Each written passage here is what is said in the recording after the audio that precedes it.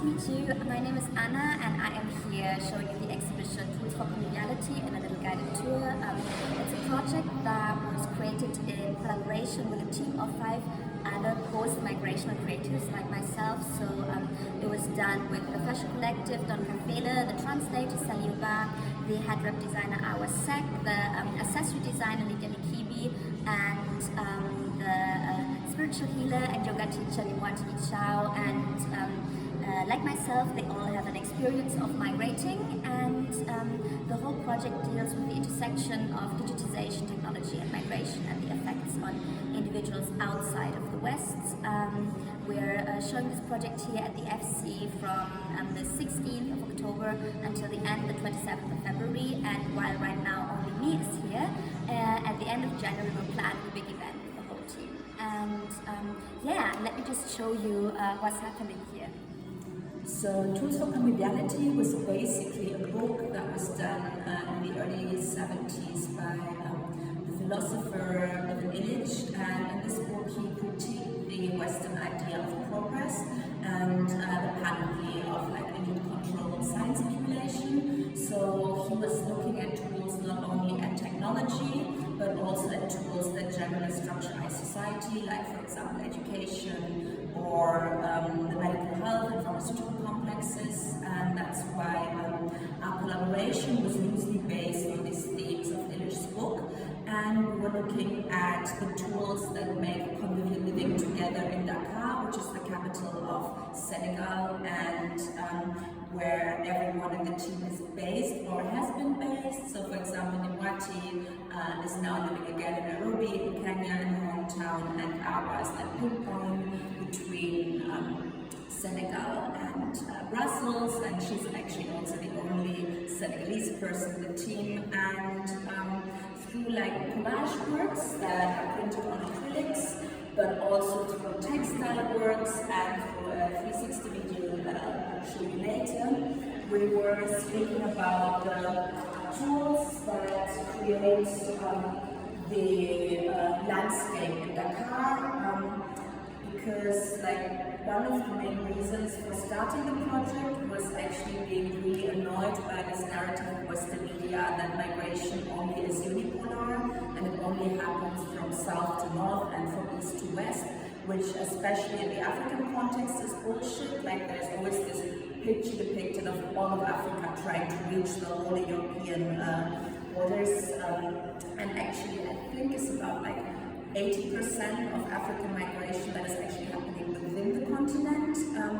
So that was one of the reasons why I was interested to work somewhere outside of the West, and Dakar has a really loose visa regime and is a fab city, so it attracts a lot of migrants that are interested in being part of Dakar's cultural scene. And what you see here is textile sculptures that have been created by the backdrops, but also by us printing certain types of patterns, because the project is interested in migrational patterns, but also in patterns that migrate. For example, in this picture that you see here, you see like older types of migrational patterns, more contemporary types of migrational patterns.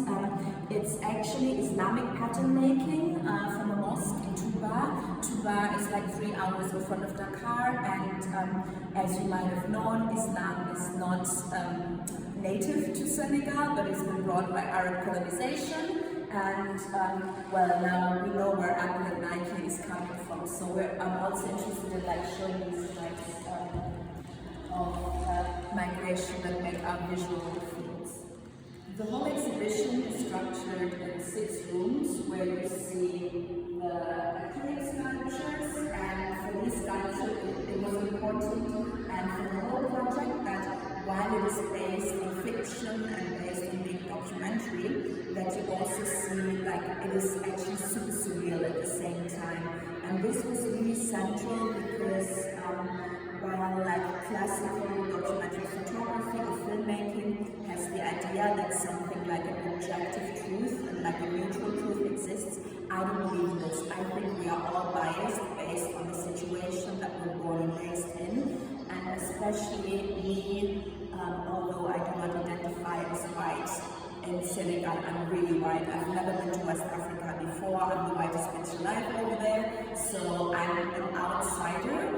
essential that I do not try to erase this perspective, but there's always like hints of like, okay, where like collages or in the video work, this is my perspective on that collaboration. Because like, although we have been working in a team, I'm still like the tyrant in the end that is like editing the things that we're still talking about together, and I'm not neutral, and this is important to emphasize visually. And since the whole work is pretty research-based and to grasp the conceptual ideas behind it, it is quite important that we're working not only with visual possibilities but also with oral possibilities. So you see research quotes and quotes from my team that all deal with the effects of digitization and migration on them, on our general global condition. And as an artist, I am really interested in trying to work against spaces, because life is too comfortable, we have to get a little discomfort. So this is the room where everyone can really get into our project, and there's also room outside, which is really nice, that has like a sort of mediative corner where there is books that are part of the research of the work. So if any visitor feels like they really want to get deeper inside, they can hang out and read a bit of Azulay or Riddle or Shoshana Zuboff that have been helping me and the team structure our conversations and the text of the video work, which is what you see now in this fab geodesic dome over here. So a geodesic dome is actually coming out of the same time that Ivan Illich's book is coming, and yeah, this beginning like of the hippies, the time where the colonies was just dismantled and a new form of imperialism has been starting. It's actually a time that I as an artist come back to quite often, because it's a time that is significant for the sort of neo-colonialism and the sort of necropolitical world order that we're living in right now, where like colonialism doesn't come like with a military costume, or but it comes like with a business suit, so shit is a bit more hard to grasp. And what I'm really excited about is that this dome is like a remnant of a utopian architecture that is like this debris of the ideas of how we could better the world. And actually when you listen to the things that the people are saying in the video work, and then we read Illich's book afterwards, we are within the same ideas, but we still haven't grasped how to like actually make use of all of this technology and not subvert and dominate each other even more.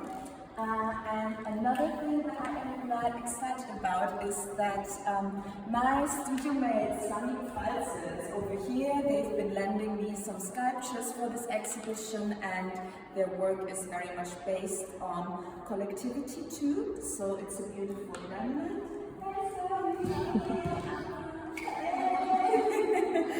So yeah, they're still installed. Like you see, we are all still in install, and the works are called Calisthenics. Yeah.